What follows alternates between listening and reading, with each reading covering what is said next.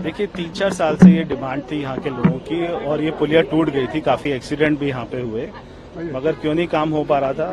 तो हमारी क्योंकि अभी सरकार बनी है, हमारे विधायक नीरज जी, हमारी एमपी साहिबा बांसुरी जी, जब इन्होंने इस तरफ ध्यान दिलाया तो हमने अधिकारियों को निर्देश दिए। वो टेंडर भी हो गया, पिछले महीने में आया था, हमारे साथ में बांसुरी जी भी थी, नीरज जी भी थे, सारे आरडब्ल्यू के लोग थे, तो भी काम हो गया। हमने प्रॉमिस किया था अप्रैल में स्टार्ट कर देंगे।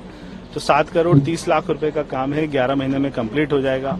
बहुत बड़ी राहत यहाँ के लोगों को मिलेगी। लोगों से पूछता हूँ कि राम मंदिर किसने बनाया, तो लोग कहते हैं मोदी जी ने बनाया, और मैं कहता हूँ मोदी जी ने नहीं बनाया। राम मंदिर उन्होंने बनाया जिन्होंने 2014 में मोदी जी को प्रधानमंत्री बनाया। तो इसीलिए ये जो आज काम हो रहा है, ये तो केवल हमारा नाम हो रहा है, मगर ये आपकी वजह से हो रहा है, क्योंकि आपने दिल्ली में एक अच्छी सरकार बनाई है, इसलिए काम हो रहा है। अगर वही सरकार होती तो ये काम आज यहाँ पे नहीं हो रहा होता। जब मैं आया था, ये तो नीरज जी की मैं कहूँगा काबिलियत है और इनकी स्मार्टनेस है कि अभी अभी बजट आया है और इन्होंने हमसे इतना पैसा ले लिया है, क्योंकि इनको पता है, क्योंकि पहले एमएलए रहे हैं, इनको पता है कि एकदम से जो भी हमारे प्रोजेक्ट लग जाएंगे, जितना जितना पैसा ले लेंगे, बाकी विधायक जो स्लो होंगे उनको पैसा कम मिलेगा।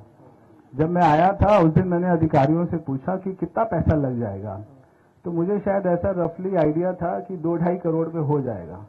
मैं तो अभी कागज देख के हिल गया। तो जब मैंने देखा, मैं इसको काउंट कर रहा था, मैं सोचा, पहले मैंने देखा 72 लाख में होगा, फिर मैंने थोड़ा काउंटिंग किया तो 7 करोड़ 29 लाख का काम है। तो मैंने कहा भाई 7 करोड़ 29 लाख में क्या बनाने जा रहे हो तुम? उन्होंने कहा केवल 25 मीटर की पुलिया, 18 मीटर इसकी वेट है, तो 7 करोड़ 30 लाख रुपए ठीक है ना भैया? ये कुछ और तो नहीं है ना मामला? मतलब लगा लो। तो मेरे दिमाग में ये था, और उस समय मैंने जो है हमारे अधिकारियों को बोल दिया, ठीक है भैया 2-2.5 करोड़ होगा, दे लो, खत्म करो। मगर ये 7 करोड़ 30 लाख रुपए ले लेगा नीरज, ये मुझे नहीं पता था। तो ये मगर अच्छा है, और अभी हम केवल इसका इनॉग्रेशन करने नहीं आए हैं, हम आपसे अगला काम भी पूछने आए हैं। तो आप हमें अगला काम भी बताइएगा क्या है जो हमको करना है। ये जब तक 11 साल में, ये जब तक 11 महीने में बनेगा, तब तक हम कोई एक काम और कर देते हैं, ताकि हमारी दूसरा एक सेकंड हाँ हाँ देखो, अभी एक हमारा प्रॉमिस ये है कि इस बार हम जो बारिश होगी, मानसून होगा, उसमें वाटर लॉगिंग नहीं होने देंगे। तो हमने ऑलरेडी टेंडर कर दिए हैं, ऑलरेडी मशीन आ गई हैं, पूरे नाले की, ड्रेन्स की डिसिल्टिंग का काम शुरू हो जाएगा।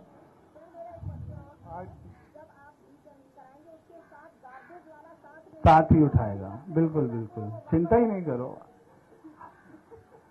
दूसरा, अभी नीरज ने कहा भाई आपको काम नहीं करना आता, ताली बजाओ। तो ताली बजाने से काम नहीं होता, घर पे खाना खिलाने से होता है। तो ताली बजाने से 7 करोड़ का काम हो जाएगा ऐसा भी नहीं है, अगली बार कहीं ना कहीं खाना भी आपको खिलाना पड़ेगा। मगर मैं आपको सच बताऊं कि मैं खुद नहीं सोच सकता था, जब हमने ये टेंडर किया तो मेरे को 1-2 लोगों ने बोला कि कोई कंपनी नहीं आएगी डालने के लिए। मैंने अधिकारियों से 2-3 बार बीच में फॉलोअप भी किया। मैंने कहा ये जो ना मेक श्योर करना कि कोई ना कोई कंपनी आए, और एक नहीं आए 3-4 आए, क्योंकि एक आती है तो फिर वो हमको दोबारा करना पड़ता है। तो 3-4 कंपनियां, कितनी कंपनी आई थी? 2 आई थी। और ये काम को कोई नहीं ले रहा था, उसका भी कारण नहीं पता, क्योंकि पहले की जो सरकार थी वो हर काम में 10% कमीशन मांगती थी, तो कोई भी कॉन्ट्रैक्टर नहीं करता था, भाग जाते थे कि बाद में पेमेंट मिलेगी या नहीं मिलेगी। मगर हमारी सरकार में ये है, मोदी जी के आशीर्वाद हमारे साथ है। और अभी हमारी बहन जी कह रही थी ट्रिपल इंजन सरकार, अभी तो बनी नहीं है, आपने पहले ही जो है भविष्यवाणी कर दी है। अभी हमारी डबल इंजन सरकार है मगर बहुत है। हम सारे नालों की भी सफाई करेंगे। अभी आपने एससीपी की बात करी, उसके लिए भी हम सारी लोकेशन आइडेंटिफाई कर रहे हैं कि कहाँ कहाँ पे हमको जरूरत है। तो वो हमारी एक जो है ना इसमें जल बोर्ड में टेक्निकल टीम है, वो सारा ये देखते हैं कि कहाँ कहाँ पे हो सकता है, कैसे हो सकता है। तो मैं एक बार मिलवा दूंगा नीरज जी को उनसे, और आपके भी कुछ लोगों को मिलवा दूंगा, तो एक बार उसको आइडेंटिफाई कर लेंगे। इसके अलावा मैं मतलब ऐसे ऐसे छोटे छोटे काम थे जो अभी तक ये सरकार नहीं कर पा रही थी, इससे पिछले की सरकार नहीं कर पा रही थी, और मैं हमेशा ये सोचता था कि क्यों नहीं कर पा रहे। मगर अभी हमारे काम की रफ्तार शुरू हो चुकी है।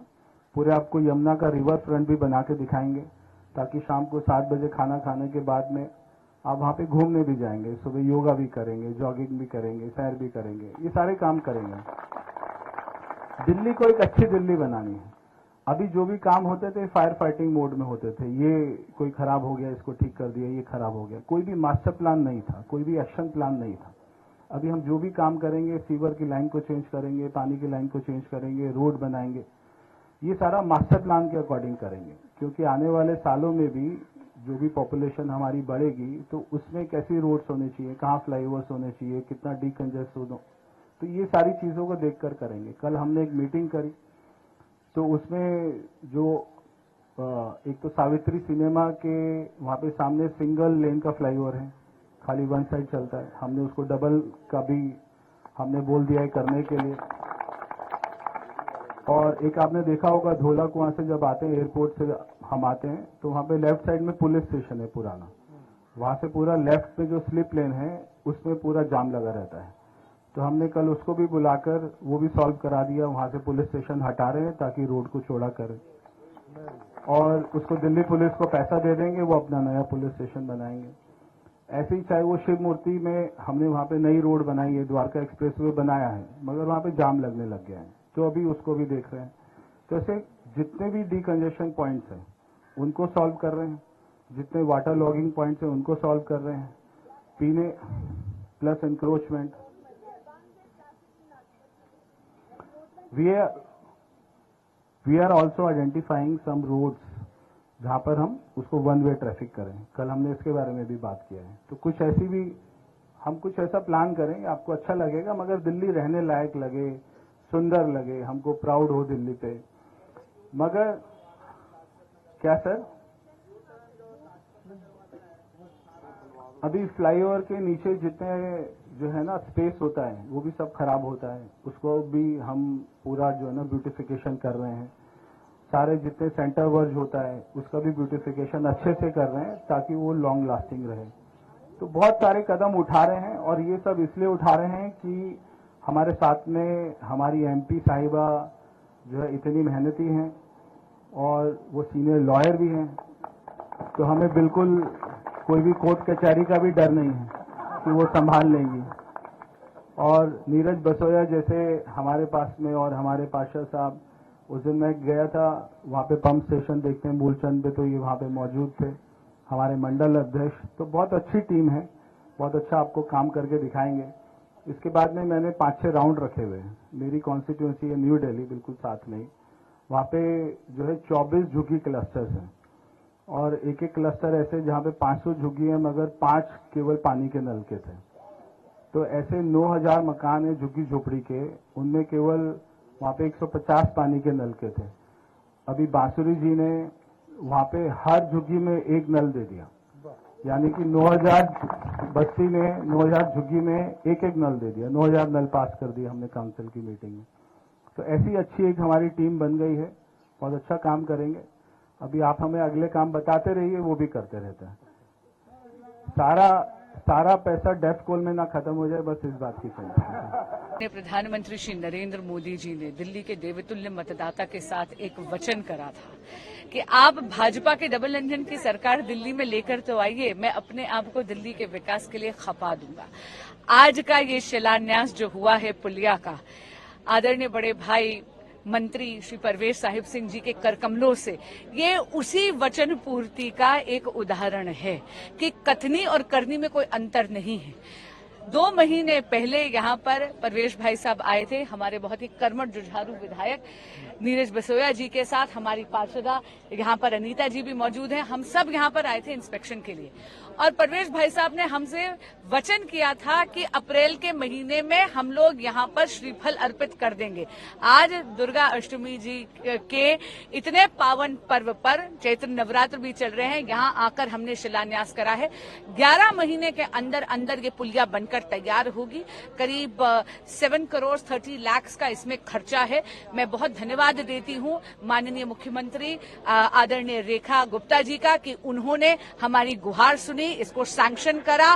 परवेश भाई साहब का धन्यवाद देती हूं कि उन्होंने आकर इस काम को इतनी झटपट तरीके से करा और बहुत धन्यवाद देती हूं अपने भाई नीरज का कि उन्होंने ये गुहार दिल्ली सरकार के कानों तक पहुंचाई। कहीं ना कहीं यहाँ से पिछली सरकार में जो काम नहीं हो पा रहे थे उसकी भी एक सुगबुगाहट देखने को मिली और इफेक्टिव और इफिशिएंट ये जो ट्रिपल इंजन की सरकार है, जैसा तमाम लोग कह रहे थे कि ट्रिपल इंजन बना नहीं लेकिन बन जाएगा, इफेक्टिव और इफिशिएंट बता रहे हैं। ये तो देवतुल्य मतदाता का आशीर्वाद है और यहाँ पे खड़े हुए एक एक RWA सदस्य का मैं धन्यवाद देती हूँ। देखिए, जब एक काम खत्म होता है और 2 या तीसरे काम की आकांक्षा होती है, ये बस यही दिखाता है, यही परिलक्षित करता है कि समाज को, दिल्ली के देवतुल्य मतदाता को इस सरकार से बहुत उम्मीद है और हो भी क्यों नहीं। हम पूरी कोशिश करेंगे जनता की हर अपेक्षा पे खरा उतरने की। एक अंतिम सवाल इसके इधर वक्फ अमेंडमेंट बिल को लेकर के जो all India Muslim personal law board है और AIMIM के चीफ असदुद्दीन ओवैसी हैं, वो लोग सुप्रीम कोर्ट पहुंचे, उन्होंने एक याचिका दायर की है। All India Muslim personal law board ने महामहिम राष्ट्रपति द्रौपदी मुर्मू जी से भी मिलने का समय मांगा है इस बिल पर असंतोष जाहिर करने के लिए और चर्चा की। देखिए, ये बिल लोकतांत्रिक पूरी की पूरी प्रक्रिया का आदर करते हुए बहुत लंबी बहस के बाद पारित हुआ है। यहाँ तक कि खुद स्वयं असदुद्दीन ओवैसी साहब को पूरा समय मिला था, उन्होंने अपना पूरा पक्ष रखा था लोकसभा में। उनका ये जो निर्णय है कोर्ट जाने का, ये उनका लोकतांत्रिक अधिकार है, इसमें मैं कुछ नहीं कहूंगी, पर इतना जरूर जानती हूं कि उनको शायद कोर्ट से भी निराशा ही प्राप्त होगी, क्योंकि वक्फ बिल गरीब मुसलमानों के उद्धार का एक जरिया है। ये पुरानी जो 2013 की एक ऐसी अमेंडमेंट कांग्रेस सरकार लेकर आई थी वोट बैंक अपीजमेंट के लिए, जहां पर वक्फ बिल का दुरुपयोग होकर गरीब मुसलमानों का हक मारा जा रहा था, उस विकृति को ठीक करने का जरिया है। धन्यवाद।